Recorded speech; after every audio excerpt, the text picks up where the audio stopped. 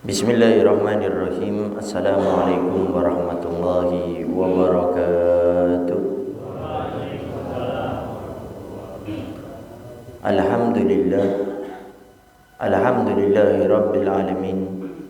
Wassalatu wassalamu ala asyrafil anbiya'i wa mursalin sayyidina wa habibina wa syafi'ina wa qurrati a'yunina wa nuri qulubina Muhammad habibi rabbil alamin wa ala alihi wa sahbihi ajma'in. Allahumma salli wa sallim ala sayyidina Muhammad tibil qulub wa dawaiha wa afiyatil abdani wa shifaiha wa nuril absari wa diyaiha wa qutil arwah wa gidaiha wa ala alihi wa sahbihi wa sallim.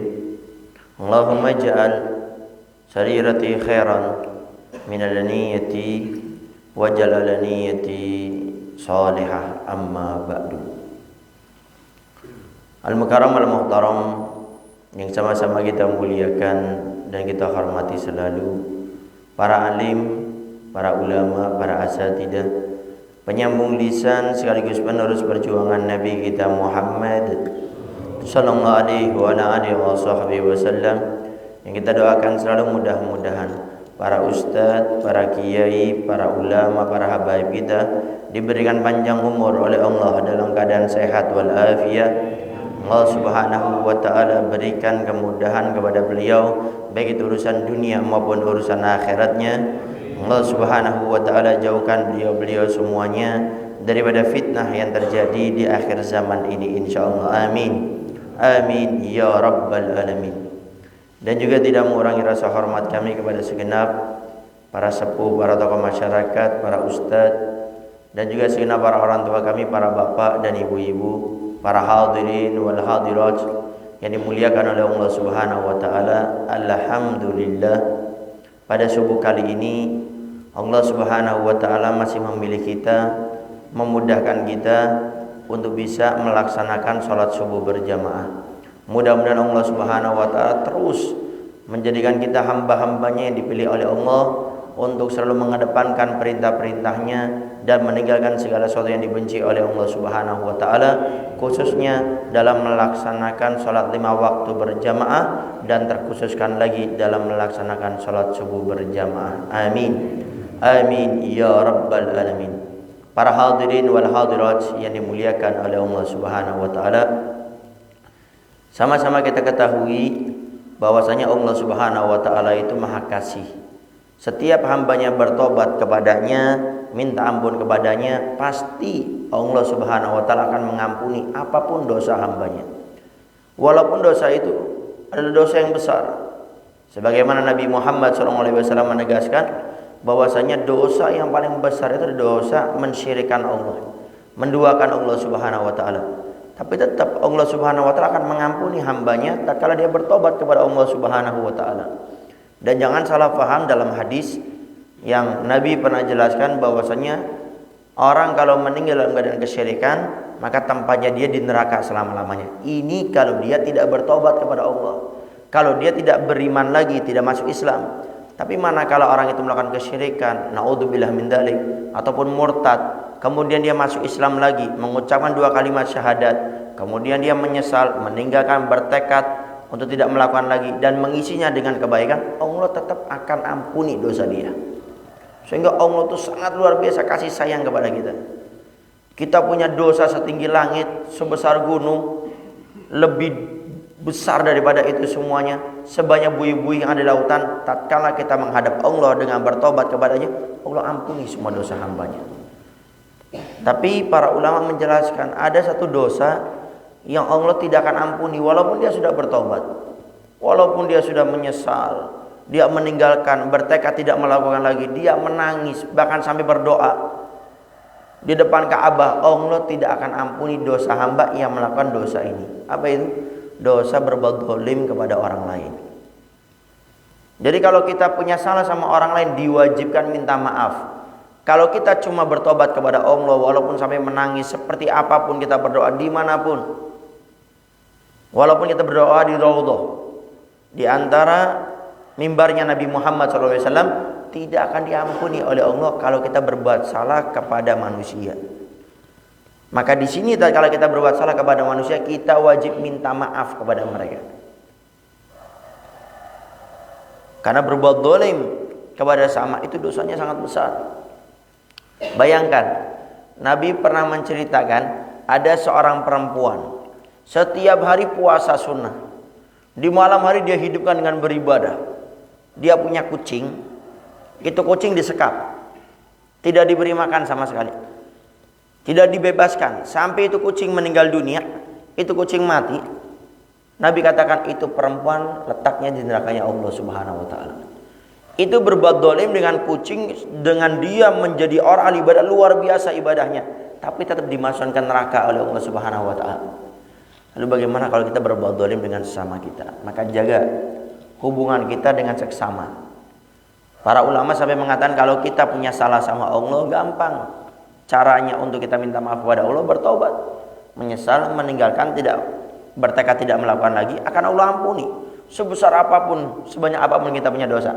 Tapi kalau urusan sama manusia, selesaikan dulu itu, kata Allah. Aku tidak akan ampuni dosa hambaku tak kala dia berbuat dosa sama orang lain, minta maaf dulu. Makanya Nabi kita Muhammad SAW suatu saat mau menyolati sahabatnya yang meninggal dunia. Tiba-tiba Nabi bertanya dengan sahabatnya, wahai sahabatku, ini sahabat punya utang enggak? Lalu sahabatnya menjawab, ya Rasulullah, benar, dia punya utang. Kata Nabi, kalau dia punya utang, saya enggak mau menyolati jenazah sahabat ini. Lalu sahabat Nabi di belakang mengatakan, ya Rasulullah, saya yang menjamin untuk membayar utang daripada sahabat ini. Ini yang mau disolati siapa? Sahabatnya Nabi. Orang yang berjuang sama Nabi, sholatnya sama Nabi, hadir majelis taklimnya Nabi, sehari-hari sama Nabi. Tapi tatkala dia punya urusan sama manusia, masalah utang piutang, Nabi nggak mau menyolatinya. Kenapa? Karena Nabi menyolatinya langsung diberi syafaat, menjadi sebab pasti dia akan masuk surga. Sehingga Nabi ingin menjaga hubungan manusia dengan manusia, selesaikan dulu. Makanya awas hati-hati, jangan sampai berbuat zalim sama orang lain. Nabi juga pernah menjelaskan bahwasanya kelak di hari kiamat ada seorang hamba datang membawa pahala kal jibal, nggak tanggung-tanggung ini, bawa pahala seperti gunung, banyaknya luar biasa.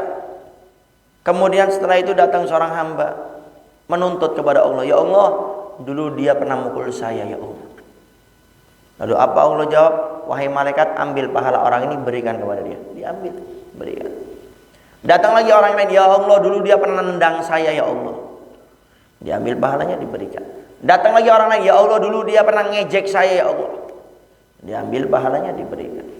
Ya Allah, dulu dia pernah musuhi saya ya Allah.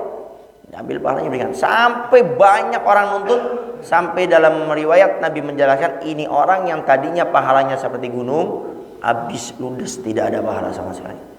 Masih datang lagi orang nuntut, ya Allah, dulu dia pernah berbuat jelek kepada saya ya Allah. Malaikat bingung, ya Allah, pahalanya sudah habis. Gimana ini? Kata Allah, ambil dosa orang ini, berikan sama dia. Sampai pada akhirnya waktu digiring di mizan, ternyata dia punya amal soleh tidak ada sama sekali, tinggal dosanya yang numpuk, dimasukkan ke neraka oleh Allah Subhanahu wa taala. Dari mana? Berbuat zalim dengan seksama. Hati-hati. Masalah warisan, jangan sampai gara-gara warisan kita heran ribut sama saudara. Kalau kita sudah jelaskan pembagian waris yang benar, kita datangkan ustadz ke ulama, sudah, kok dia tetap kekeh rebutan seperti itu, Anda jangan menjadi orang yang berbuat zalim gara-gara warisan. Lebih baik berikan, ikhlaskan, Allah akan ganti lewat pintu yang lainnya. Sehingga hati-hati. Dan orang yang rebutan waris, kata Nabi, itu adalah orang yang akan menjadi penghuni neraka, cuma orangnya masih hidup aja, kata Nabi. Karena orang yang rebutan waris, kata Nabi, punya 3 dosa sekaligus. 1, dosa menyakiti orang tuanya. Yang kedua adalah dosa dia makan haram. Yang ketiga, dosa berbuat zalim dengan seksama. Kata para ulama, salah satu 3 dosa ini aja dilakukan sudah mengantarkan dia masuk neraka. Dari mana itu? Berbuat zalim dengan seksama. Oleh karenanya, ayo pada saat ini jangan kita berbuat dolim dengan seksama. Kalau kita punya salah, minta maaf. Kalau dia tidak memaafkan kita, urusan dia dengan Allah. Pokoknya saya minta maaf. Kalau dia tidak memaafkan, itu urusan dia dengan Allah. Para hadirin wal hadirat yang dimuliakan oleh Allah Subhanahu wa taala, mungkin itu saja yang bisa Al-Bagir sampaikan. Intinya jangan cuma kita fokus memperbaiki hablum minallah saja. Jangan kita ibadahnya rajin, salat 5 waktu berjamaah di masjid, Al-Quran tidak pernah ketinggalan, zikir luar biasa, majelis taklim tidak pernah absen, investasi akhirat, sedekah di mana-mana. Hati-hati. Kalau kita punya salah sama orang lain, itu orang lain di hari kiamat punya powerful. Sekarang mungkin dia didolimi sama kita, nggak bisa berbuat sama kita. Kelak di akhirat Allah punya mahkamah, Allah punya persidangan. Setiap hamba diberi kekuasaan untuk menuntut antara satu dengan yang lainnya. Maka sebelum tuntutan itu terjadi, ditakutkan mengantarkan kita kepada neraka, hilangkan sifat daripada kita ini memiliki sifat ego, tidak mau minta maaf. Minta maaf kepada orang. Kalau kita punya utang bayar, maka dengan itu terbebas kita pada jeratan di hari kiamat dengan hamba-hamba yang kita zalimi. Itu saja yang bisa Al-Bagir sampaikan. Mudah-mudahan Allah Subhanahu wa taala selalu memperbaiki hubungan kita dengan manusia.